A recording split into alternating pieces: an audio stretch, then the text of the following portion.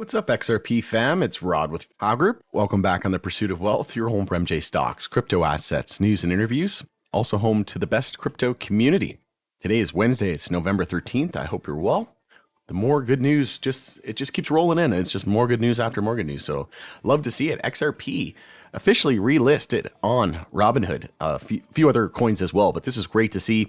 There's also talks of multiple XRP ETFs. I think this is all but inevitable, and we're heading into one of the most exciting times, not just in crypto, not just in altcoins, but in XRP as well. We're going to see massive upside, and I think XRP is going to really shock the world and take the world by storm. Before we get to it, we'll take a look at the XRP chart as well and the price action, what to expect there in terms of that, and in the next few weeks, months ahead.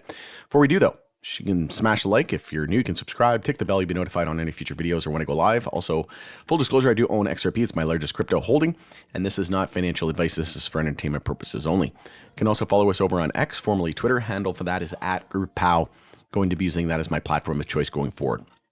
So the official news of the day, Robinhood, US, relists Solana, ADA, so Cardano, and XRP, and introduces Pepe. So, you know how I feel about meme coins. Meme coins is not something that I dabble into. I don't think that, I think there's opportunity. I don't think that people are, dumb per se for investing in them. I can't put my hard-earned dollars behind a joke, unfortunately. It's fine for someone like Elon Musk, a multi-billionaire, on his way to trillionaire status. So, if he wants to throw a few dollars around, that's fine, but I work hard for my money and I'm not going to put it into a meme coin.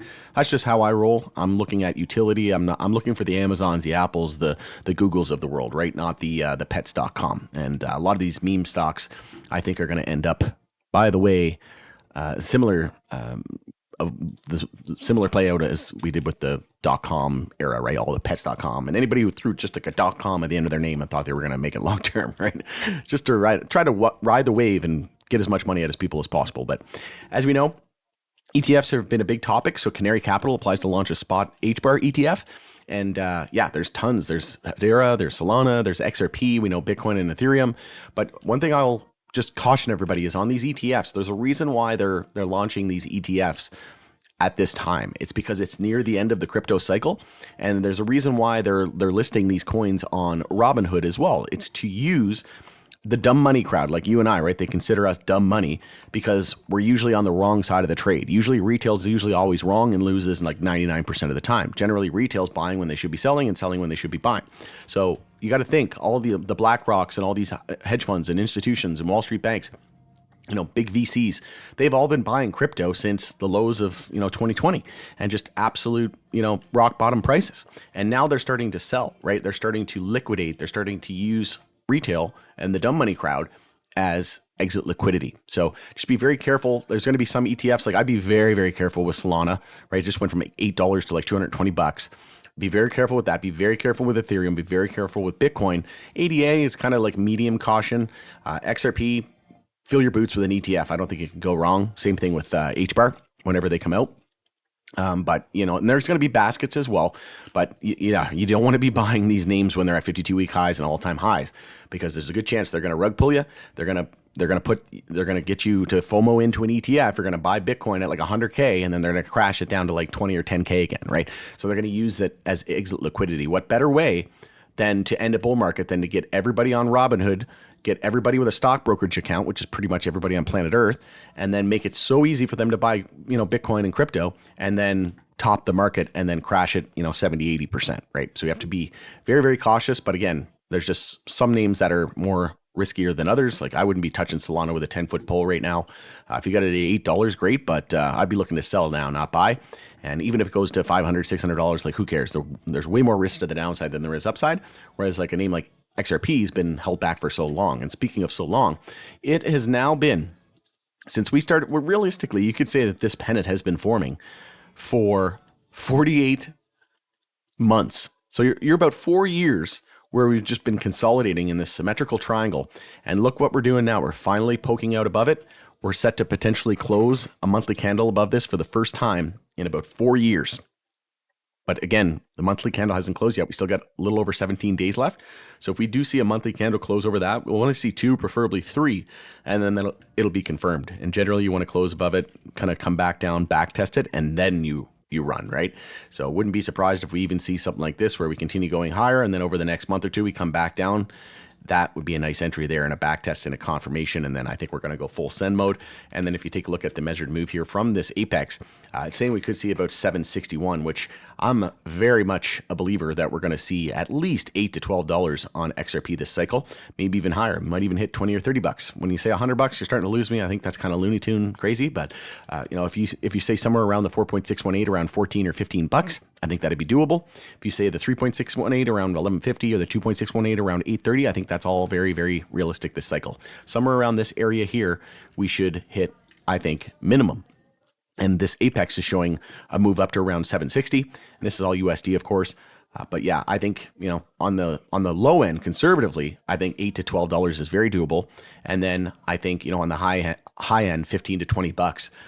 Could we go higher than that? Absolutely. We have so many catalysts, right? We have Gary Gensler stepping down. We have XRP ETFs, baskets of ETFs. We have the Ripple case potentially coming to a close. We could see them settle or dismiss it.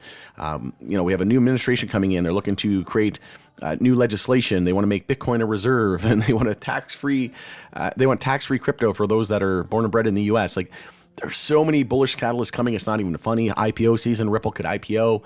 There's so many things that I'm probably even forgetting a couple. There's real world assets, right? Like tokenization of everything, gold and derivatives. And oh man, there's so much. It's not even funny. I don't think people are truly prepared for what's coming our way. We also just had a monthly EMA 12 and 26 bull cross, and we have yet to really see the escape velocity out of this. But again, I think it's just waiting for Bitcoin to top out. Bitcoin will top out somewhere around 120, 140K, I'm thinking, but it should happen over the next month or two. And if we take a look at Bitcoin Dominus, BTC.D, you can see here that we're hitting 61. I think we had a weekly bull flag, and that weekly bull flag was targeting 61.68, so we're very close to seeing that hit. I think we could hit 65, maybe 70. I don't think 70 is the most likely scenario, but I think somewhere between 61 to 65 is a very likely area where Bitcoin dominance will top. And then once it starts to correct, and monthly consolidation will be very key on Bitcoin dominance, because we haven't consolidated since January of this year. So it has now been 10 candles in a row, 10 months in a row, where we have yet to lose the low of the previous candle. So as soon as that happens, I think that's when alt seasons is going to go absolutely crazy. And I think XRP is going to be the best, if not one of the best performing assets during that alt season run. But typically it runs last, so don't be surprised if that happens. Just have to be patient. Now's not the time to be rotating out of XRP into Bitcoin, for God's sake. Please do not do that. I'm not telling you to buy, sell, or hold, but you should probably listen to it anyway. XRP here on the weekly time frame, we're going blast off here on the stochastic and the MACD. We're going parabolic, well above our 10-week moving average. It's all about this. I've been saying this for many, many months now. I think it's been years.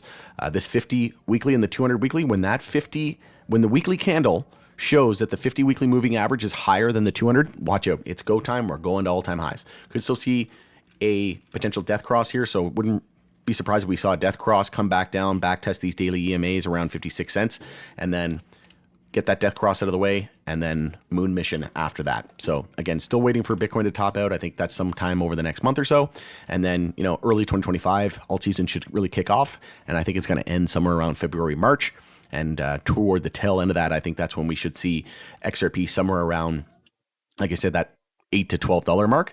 And one thing I wanted to mention, I mentioned this in my last XRP video as well, but if you take a look at the blue bars here, this is the Bitcoin price history and index. So again, price is different, but look at how similar the moves have been, like the boom and bust cycles because Bitcoin was created first, right? So if you take a look at inception, it's very similar, right? These patterns and these moves are very, very similar here. And it's saying that if XRP does what kind of continues to follow this Bitcoin fractals, then it's saying we could be in February, March is where we would top. And guess what the top is? It's around 16 bucks. So again, that's right around that 4.618. And Bitcoin did it, right? We had Bitcoin do it. We had Ethereum do it.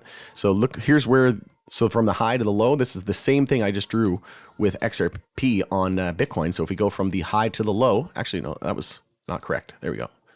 I must have edited it one day by mistake. So as you can see, the 4.618 was 80K and the 3.618 was 63K. So on this move in 2021, we actually hit the 3.618.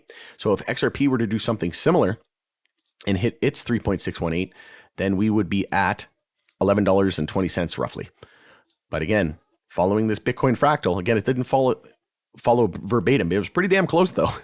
Like you can see here, we deviated a little bit here, but ultimately we ended up around the same spot. And the same thing here, consolidation, recovery, and then escape velocity. And again, this pennant is starting to tighten. It's lining up again with this fractal as well. And it's saying we probably will top out in March of 2025. And then after we top out, we'll probably see a pretty big pullback. And that'll be around $3, the previous all-time high. Old resistance become new support. Just technical analysis 101. And it's saying, 40, 50 bucks sometime around 2029, 2030. Could it happen sooner? Absolutely. But I'm thinking that we should see somewhere around that $8 to $12 on the low end. And then on the high end, somewhere around that, 15 to 20 bucks. And it's also lining up here with those fractals. So it's going to be an exciting few months ahead. I don't think, again, people can really fathom what's coming. And I'm excited. I'm excited for everybody. I'm excited for myself. I'm excited for my family and friends that are all about to take advantage of this and see, generational wealth and opportunity of a lifetime. All right. Let me know your thoughts and opinions in the comments section below. We'll continue the conversation there. It's Rod with Pow Group. Thanks again for joining us on the Pursuit of Wealth, and we'll catch you on the next video.